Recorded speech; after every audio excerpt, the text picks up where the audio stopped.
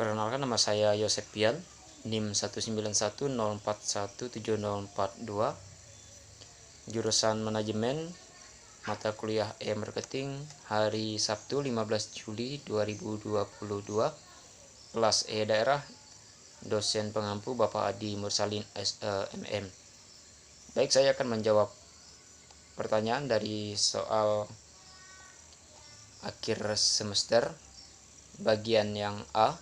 Berapa kali Anda menghadiri kuliah e-marketing? Mengapa Anda harus hadir dalam kuliah e-marketing? Saya mengikuti perkuliahan secara online sebanyak 12 kali karena sebagai mahasiswa wajib untuk mengikuti perkuliahan baik secara online maupun offline. Yang kedua, tugas-tugas apa saja yang sudah Anda kerjakan selama Anda mengikuti kuliah e-marketing, dan manfaat apa yang Anda peroleh dengan mengerjakan tugas yang diberikan tersebut. Tugas yang diberikan yaitu membuat video record dari menonton video tentang e-marketing dan membuat soal dari materi e-marketing yang dipelajari selama 1 semester.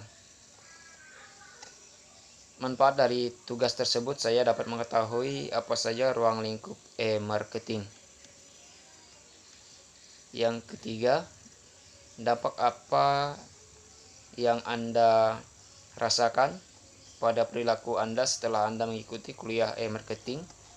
Apa kesan-kesan Anda mengikuti kuliah e-marketing selama 1 semester secara online? Dan bagaimana tanggapan Anda jika kuliah semester depan dilakukan secara offline? Dampaknya, saya bisa melakukan pemasaran baik secara online, baik itu via WhatsApp, Facebook, Twitter, dan Instagram. Kesannya, saya dapat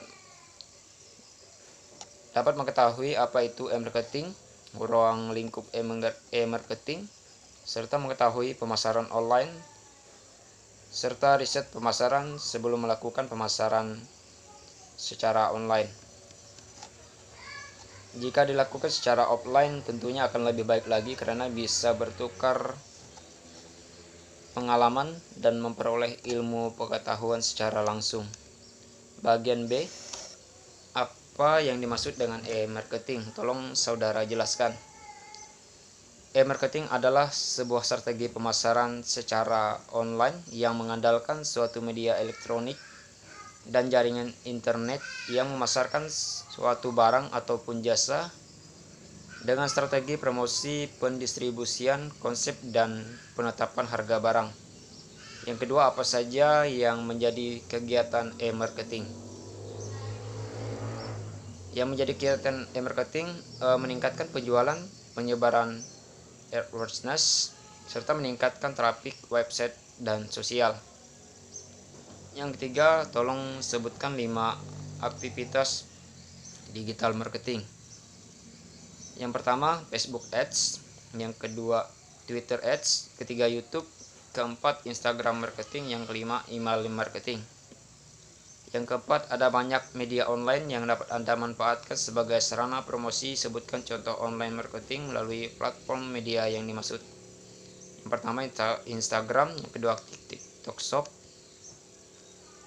Yang kelima, sebutkan manfaat dari e-marketing bagi bisnis Anda. Yang pertama, lebih mudah. Yang kedua, menghemat waktu dan biaya. Yang ketiga, banyak pilihan dan dalam pemasaran. Yang keempat, lebih tepat sasaran.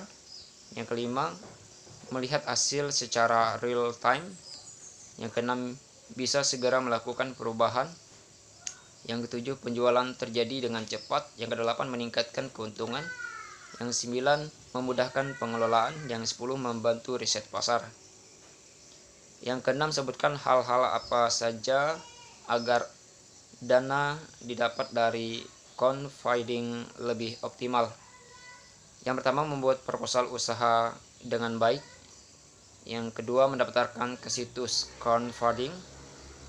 Yang ketiga, mengunggah dan memantau perkembangan proposal usaha. Yang ketujuh, dalam e-marketing dikenal juga istilah Threat of the entrance atau hambatan bagi pendatang baru. Sebutkan apa saja hambatan tersebut. Yang pertama, memerlukan dana atau modal yang tinggi. Yang kedua, teknologi yang tinggi. Yang keempat, hak paten, merek dagang. Yang keempat, skala ekonomi. Yang kelima, loyalitas pelanggan. Yang keenam, peraturan pemerintah. Yang kedelapan, apa peran saluran pemasaran dan banding offline yang dimainkan dalam memajukan strategi digital. Meningkatkan AdWords brand.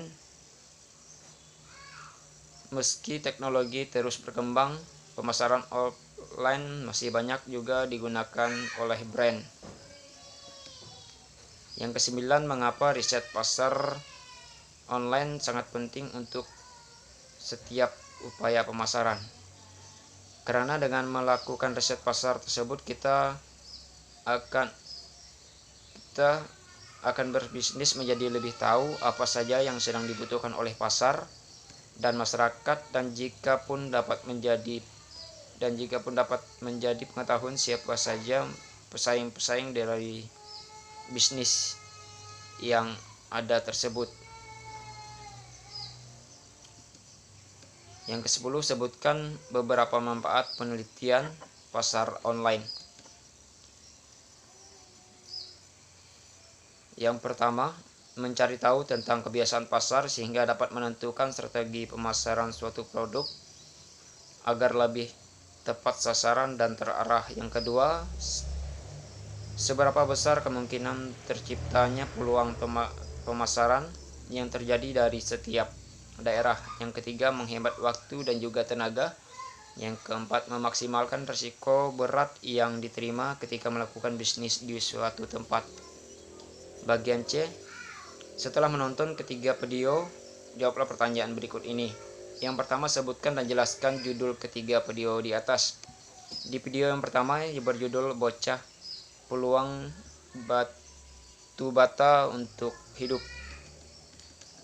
Menurut saya video ini menceritakan perjuangan anak-anak untuk bisa bersekolah dan selalu mempunyai niat bekerja keras, memiliki ketabahan, kesabaran, dan pengorbanan. Video yang kedua berjudul Strategi Cerdas untuk Meningkatkan Penjualan. Menurut saya video ini mengajarkan bagaimana kita memiliki cara untuk meningkatkan penjualan dan mengeluarkan banyak produk baru.